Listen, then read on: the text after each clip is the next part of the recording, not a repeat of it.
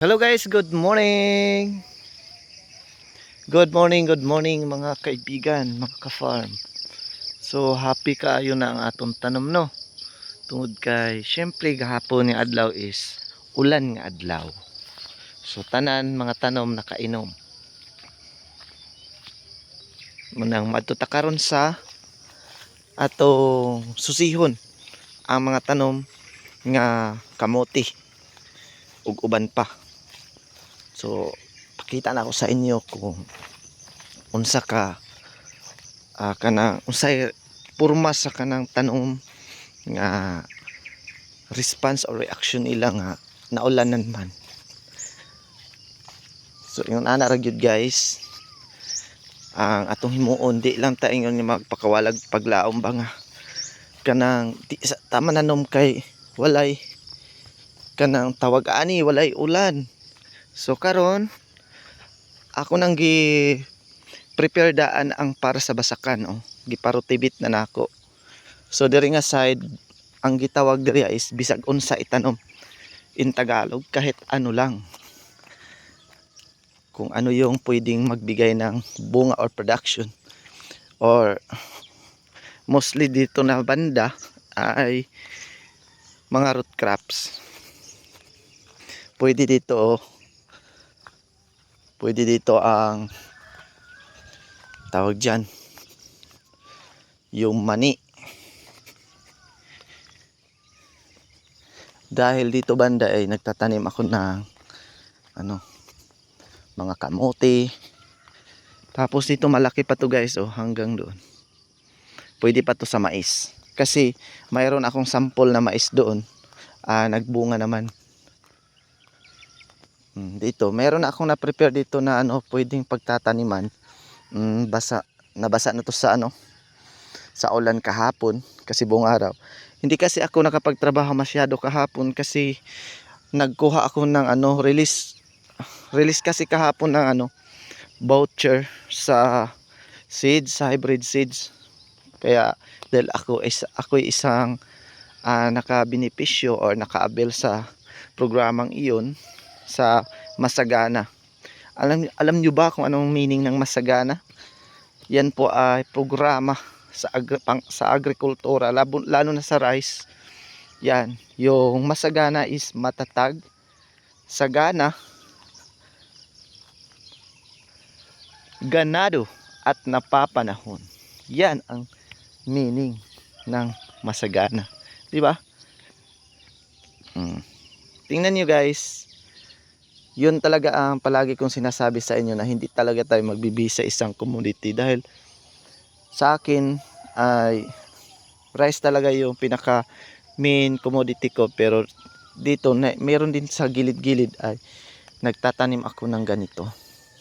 3 variety to na kamuti. So starting na tong gumapang mga ka-farm.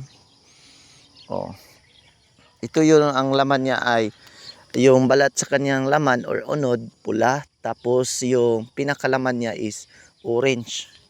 Dito naman banda, yung balat ng kanyang laman is puti, tapos yung kanyang yung laman, pinakalaman niya or unod ay yellow. So 3 ori to ang tinatanim ko.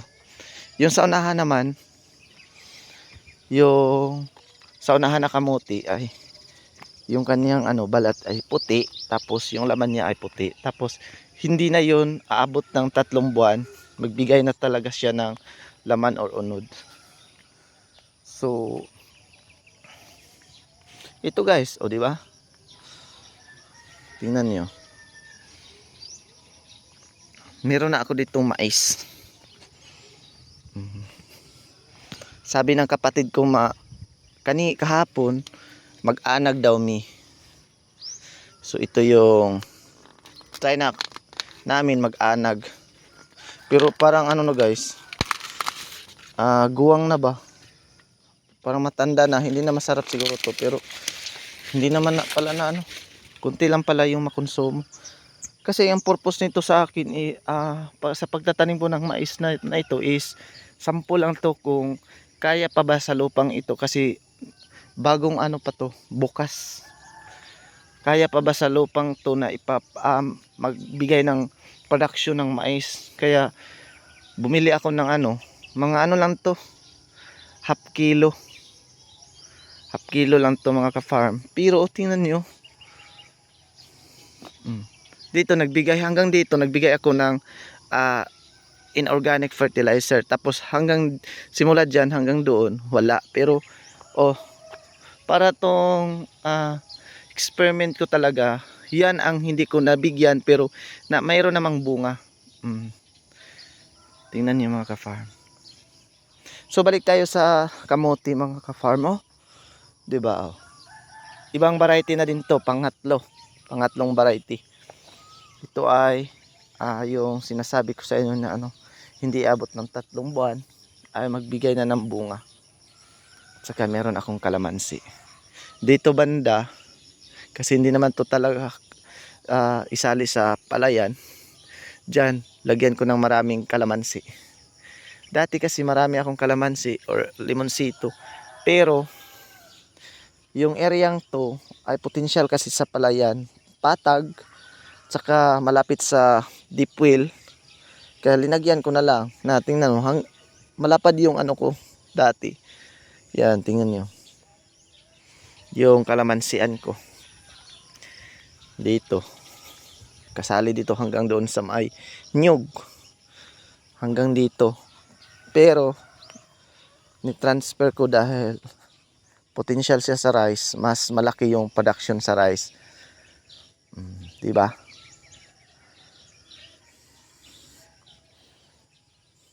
Thank you so much for watching, guys. So magbaktas ta paingon sa payag kay magdagdala kog duha ka mais. Kay ako ni isugba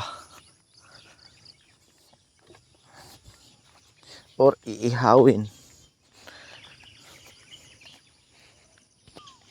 So starting naman sa palayan, mayroon na namang tumubo dito ng mga marigold. So i-arrange lang natin upang hindi tayo ma-disturb kapag tayo ay dumaan dito. Mas maganda yung naka-arrange. Pero maganda nakauna tayong nagtanim dahil kapag meron na tayong tanim na palay, dito talaga dadapo yung mga pest, lalo na yung mga moth sa stem borer. Yan, lahat ng moth ay talagang ma-attract, or yung iba ma-attract, yung iba naman ay hindi. Or kuan sila, naging repellent to. Talaga silang makaalis dito dahil sa tindi ng baho ng marigold. So nandito na tayo sa bahay ng inay, guys. Syempre, pakita ko sa inyo, 'di ba? Masaya na ang mga tanim. 'Di ba? Dahil sa maulan kahapon.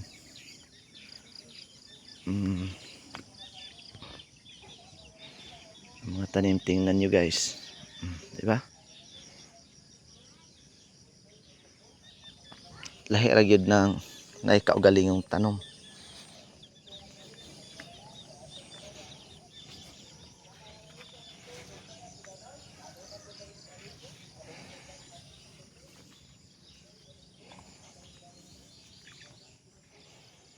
Natay alugbati. Kay siyempre bisag mga basic lang good. Basic lang ato ginatanom nga gulay. Dili na jud ta magpalit. So di na mo gawas ang atong ginagmayng itigom. Natay talong. Pila ka lugas sa diri ara ni sa atbang. Kay wa pa ta nagplantasyon og talong. Naa. Pagkada adlaw ta magulay, guys. Natay magulay.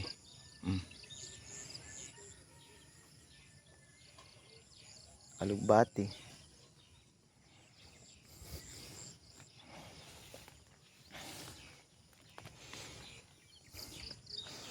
Safe gyud pud ning magtanom tag kaugalingon. Namunga ng atong atsal. Dili ni siya kay daghan siya bunga, guys, kay naanam namo ni.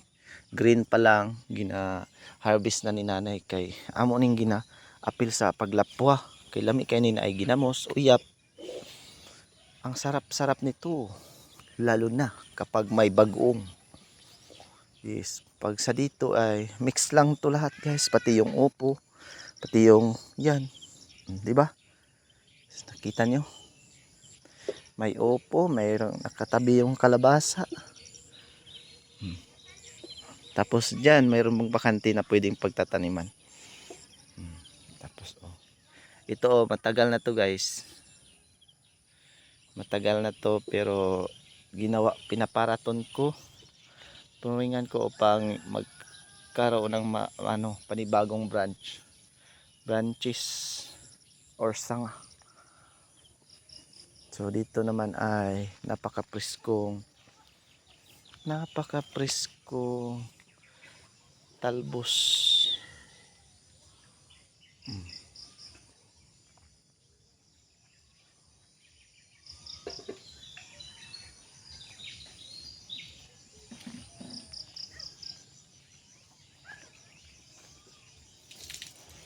Kahit saan tayo guys, meron talaga tayo makikitang marigold. Ito yung dahon ng marigold, oh. Kasi kapag may marigold talaga ay hindi talaga aatakihon ng pest ang ating mga tanim na gulay. Ganyan. Basta masaya sila dahil umulan kahapon at hindi na kami bisbis. Ang nakaalamang ani nga naatay kaugalingong tanom kay safety atong ginakaon, walay spray kay basin sa opisina, basin sa market nagsalig, makaingon mo nga safety man mi kay gulay-gulay man mi permanente, pero ang inyo din ginakonsumo nga gulay insprayhan or contaminated na sa chemicals. Mao na nga di gyud sa safe kung naara mo gasalig. Safe lang sa inyohang piling kay gulay inyohang ginakaon, pero wa mo naghuna-huna.